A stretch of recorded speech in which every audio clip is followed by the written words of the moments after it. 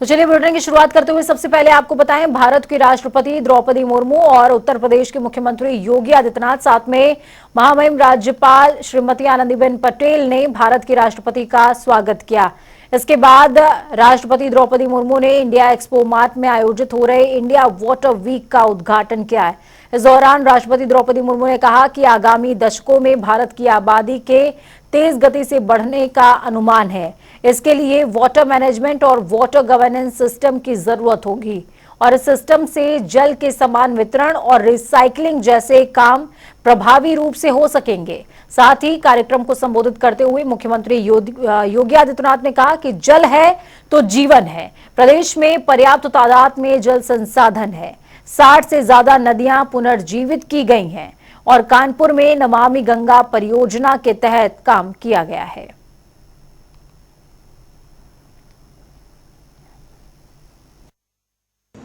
आज मुझे 7th India water week का उद्घाटन करके हार्दिक प्रसन्नता हो रही है।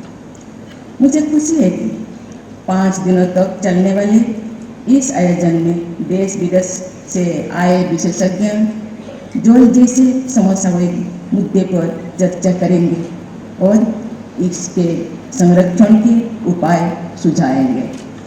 मैं इस महत्वपूर्ण आयोजन के लिए जल शक्ति मंत्री श्री गजेंद्र सिंह शेखावत जी, उनके सहयोगियों और उत्तर प्रदेश सरकार की सराहना करती हूँ।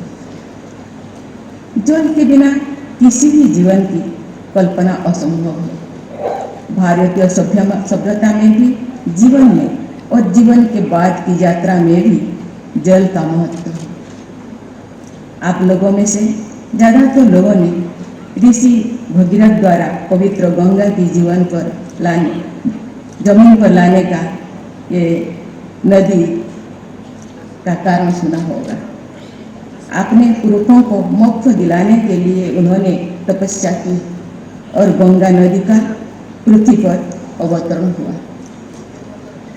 विज्ञान के इस युग में ये कहानी भले ही मिथक लगे, पर इसका सार है जल का हमारे जीवन में महत्व। भारतीय सभ्यता में पानी का दैव रूप में जाना जाता है।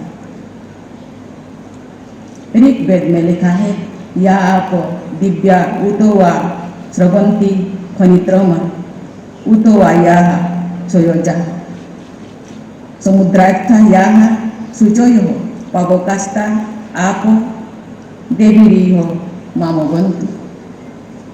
अर्थात जो जल अंतरिक्ष से उत्पन्न होते हैं।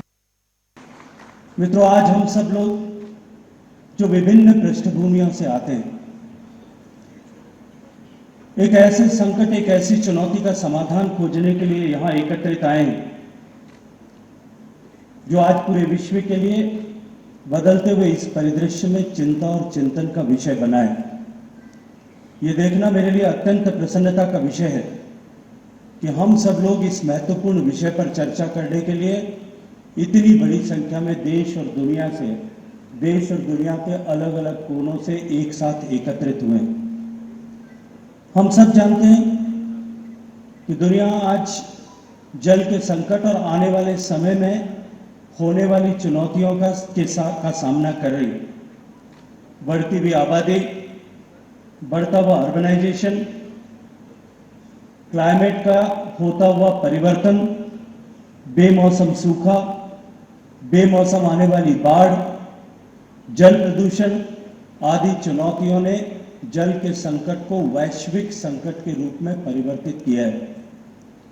मित्रों, इस समय की मांग है कि इन चुनौतियों का सामना करने के लिए हम सब एक साथ एकत्रित आएं, एक साथ मिलकर के इस सब विषयों पर विचार करें, क्योंकि ये वैश्विक चुनौती या वैश्विक संकट किसी एक देश या एक समाज या एक संगठन के द्वारा समाधान हो सके, ऐसा अब संभव नहीं है। 7th इंडिया वाटर वीक के उद्घाटन कार्यक्रम में मंच पर उपस्थित देश की माननीय राष्ट्रपति आदरणीय श्रीमती द्रौपदी मुर्मू जी, उत्तर उत्तर प्रदेश की माननीय राज्यपाल आदरणीय श्रीमती आनंदीबेन पटेल जी, भारत सरकार के जल शक्ति मंत्री माननीय श्री गजेंद्र सिंह शेखावत जी, जल शक्ति राज्य मंत्री माननीय श्री प्रहलाद सिंह पटेल जी,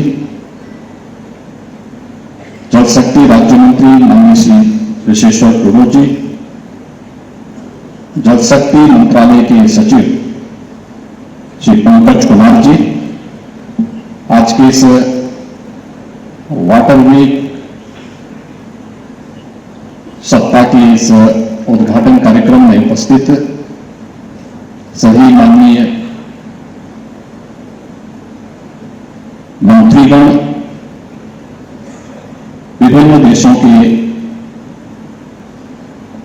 माननीय राजदूतगण, इस क्षेत्र से जुड़े हुए सभी उपस्थित महानुभाव, मैं सबसे पहले आदरणीय राष्ट्रपति जी का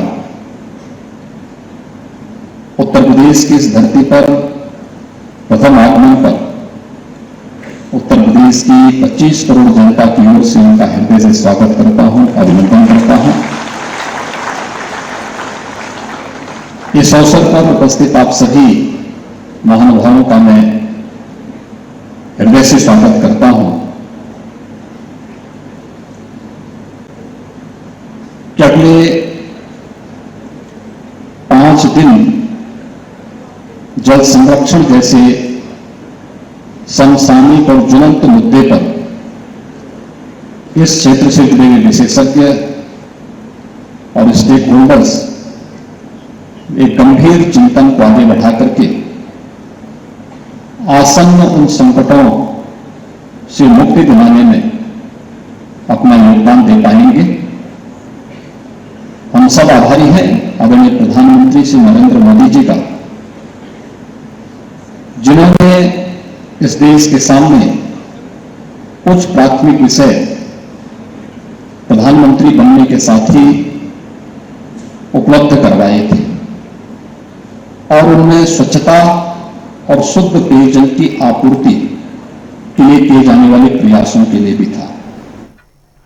तो वहीं दूसरी तरफ अयोध्या में आस्था के पथ पर आज से लाखों कदम आगे बढ़ रहे हैं। आज के दिन अक्षय नवमी के पुण्यतिथि पर अयोध्या में 14 कोसीय और पंचकोसीय परिक्रमा का आरंभ हो गया है और परिक्रमा का आरंभ रात के 12:48 यानी कि शुभ मुहूर्त से शुरू हुआ है। परिक्रमा पूरे दिन चलने वाली है और दूसरे दिन खत्म होगी, यानी कि कल खत्म होने वाली है। इसके लिए व्यापक स्तर पर प्रशासन की ओर से लगातार इंतजामात किए गए हैं और आपको ये भी बता दें कि पिछले 2 वर्षों में कोरोना के चलते सैकड़ों वर्ष पुरानी परिक्रमा बाधित रही थी। इस वजह से भी माना जा रहा है कि परिक्रमा में लाखों की तादाद में श्रद्धालु उमड़ रहे हैं।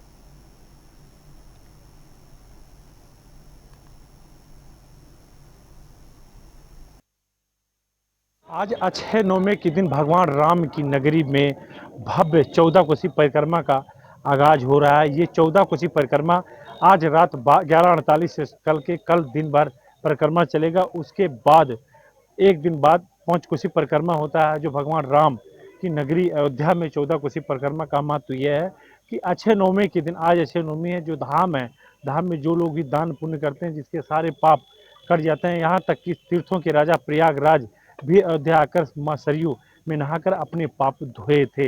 अयोध्या में भगवान राम की नगरी, इसलिए अयोध्या का परिक्रमा का महत्व है कि जब भगवान राम वनवास गए तो यहाँ की मिट्टी ले जा करके जहाँ वो थे वहाँ परिक्रमा करते थे। जब अयोध्या लौट कर लंका जीत कर अयोध्या भगवान राम आए तो माँ सीता सहित, लक्ष्मण सहित अयोध्या की परिक्रमा की थी। परिक्रमा का महत्व यह है, भगवान राम की परिक्रमा करने से उन्हीं के देखे रुखी जो अयोध्या है, जो 42 किलोमीटर में 14 कोसी परिक्रमा है, जो अयोध्या के पूरे शहर को घूम के परिक्रमा की जा रही है, उसकी तैयारी आज से हो रही है। देश के कोने कोने से लोग आकर परिक्रमा करते हैं और अपने पाप अयोध्या मां सरयू में धोते हैं। वीडियो पर्सन कृष्णा के साथ जनता टीवी, अयोध्या। उत्तर प्रदेश के बदायूं जिले के उसहैत थाना क्षेत्र में सोमवार को ग्राम प्रधान राकेश गुप्ता उसकी पत्नी और मां की अज्ञात हमलावरों ने हत्या कर दी थी।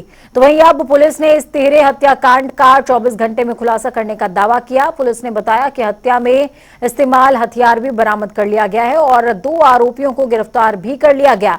6 अभियुक्तों में से अभी भी 4 आरोपी फरार हैं।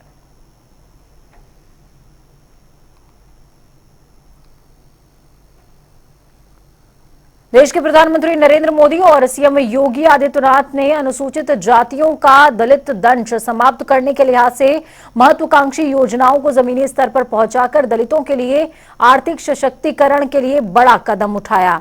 आपको बता दें कि जानकारी देते हुए सर्किट हाउस में आयोजित प्रेस कॉन्फ्रेंस के दौरान यूपी में अनुसूचित जाति वित्त एवं विकास निगम के चेयरमैन डॉक्टर लालजी प्रसाद निर्मल ने कहा कि जिस तरीके से स्वच्छ भारत मिशन की घर घर शौचालय योजना ने सदियों से चली आ रही हाथ से मैला उठाने की प्रथा पर पूर्ण विराम लगा दिया, उसी तरीके से प्रधानमंत्री अनुसूचित जाति अभ्युदय योजना ने दलितों का सामूहिक आर्थिक सशक्तिकरण करके सदियों से चले आ रहे दलित त्रासदी को समाप्त किया है।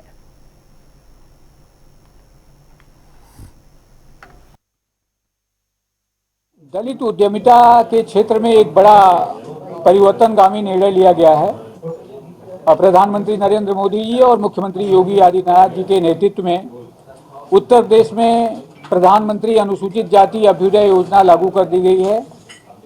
अब इस योजना से दलित बड़े उद्यमी बन सकेंगे। हमारी जो वित्त विभाग की जो हमारी योजनाएं थी अनुसूचित जाति वित्त निगम की, उनमें पात्रता सीमा 46,000 रुपये वार्षिक आय सीमा निर्धारित थी। उत्तर प्रदेश के मुख्य सलाहकार पूर्वांचल विकास बोर्ड राज्य मंत्री साकेत मिश्रा श्रावस्ती पहुंचे, जहां पर राज्य मंत्री ने बाढ़ प्रभावित इलाकों का दौरा किया और बाढ़ पीड़ित परिवारों की समस्याओं को जल्द से जल्द सुलझाने का आश्वासन दिया है। विकासखंड गिलौला क्षेत्र के न्याय पंचायत कल्याणपुर क्षेत्र के बाढ़ प्रभावित गांव के लोगों को बाढ़ राहत के दिए जाने और उनकी समस्याओं को गंभीरता से मंत्री सुनते भी नजर आए और वहीं पर मौजूद प्रशासनिक अधिकारियों को जल्द से जल्द पीड़ितों की समस्याओं को निपटाने के निर्देश भी दिए हैं।